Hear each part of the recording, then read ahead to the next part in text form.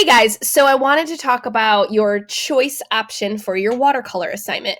I want you to kind of look at the options and we're going to talk about them one at a time. So, option number one on my screen here basically shows a Zentangle. So, it's a mandala. Mandala is a symmetrical, circular symmetrical drawing, and this one was using a Sharpie. So basically, all of these are going to have some combination of Sharpie and watercolor. So basically, they drew it all first, and then they did some watercolor wash with cool colors over the top. Number two is more of like a texture change. I can't quite tell if they watercolored or drew first. I think they drew first, but they did just different patterns and textures with the Sharpie, and then decided to do different coloring. And these are two smaller pieces put together. Okay, so you could do something like that. Remember that you do not have to copy exactly what these sample projects are. You can make it your own. Number three is inspired by the artist Jen Aranyi. She is actually an art teacher as well. And I did link you to a couple tutorial videos. It's a folder on Google Drive. It'll open up and it has two videos that are hers. It is from her YouTube channel, so you could find them as well.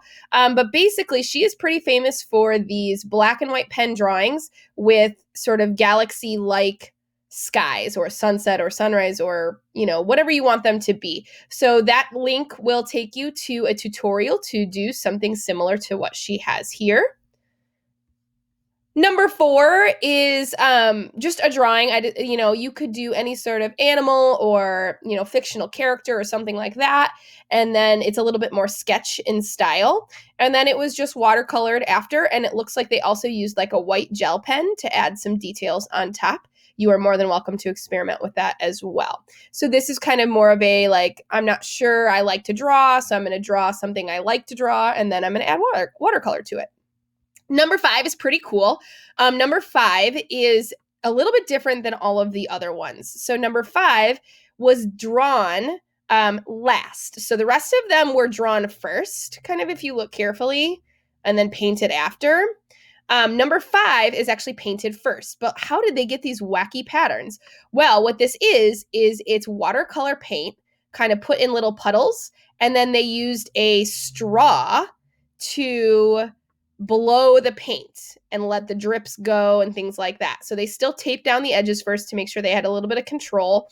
But they basically taped down the edges of a piece of watercolor paper, put some splotches of watercolor paint on the paper, and then grabbed a drinking straw or any sort of cylinder will work, and they blew the paint in different directions. Then you have to let it dry, probably a whole day, because a lot of times those puddles take a while to dry.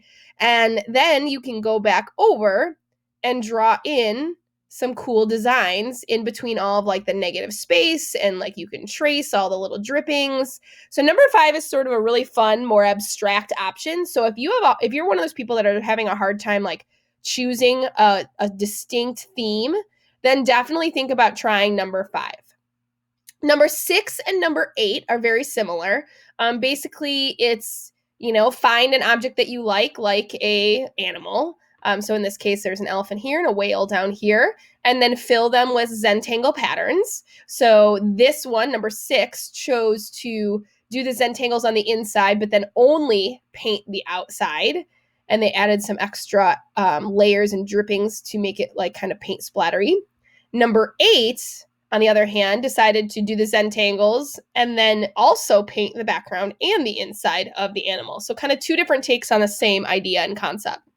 And then number seven is kind of just more geometric. Maybe you like straight lines. You could get your ruler out and you could make all these sort of like crystal-like shapes. So very triangle based. And then you could paint each one individually. And then I like what this artist chose to do, which is add, a simple background and add some like kind of those yellow polka dots to kind of tie it all together. So you have eight very different options. You can come up with your own as well.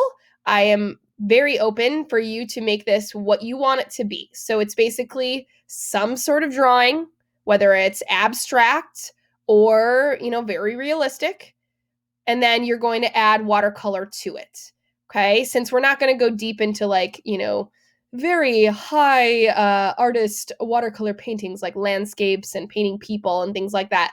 That's, it takes a lot of skill, and even I'm not great at it. So watercolor is most fun when it's laid down in blankets of color like you see here, and when you get to mix them and make them do interesting things because they can mix together. So enjoy kind of coming up with what you want to do. Make sure you're using your watercolor paper in your kit, and make sure before you start this that you've gone ahead and you have done the watercolor techniques, because you could also use some of those techniques and use them when you're free choice. So it's totally up to you what you decide to do for your free choice watercolor project. And make sure that you check in on Seesaw when you're about halfway. All of your directions are in here. The Seesaw activity will be linked when it's active, which should be soon. And then don't forget to submit to Artsonia when you are completely done. Your rubric is there as well. This is a little bit of a shorter project, so the technical skills portion is only worth 15 points versus the normal 20. Have a good one, guys. Good luck.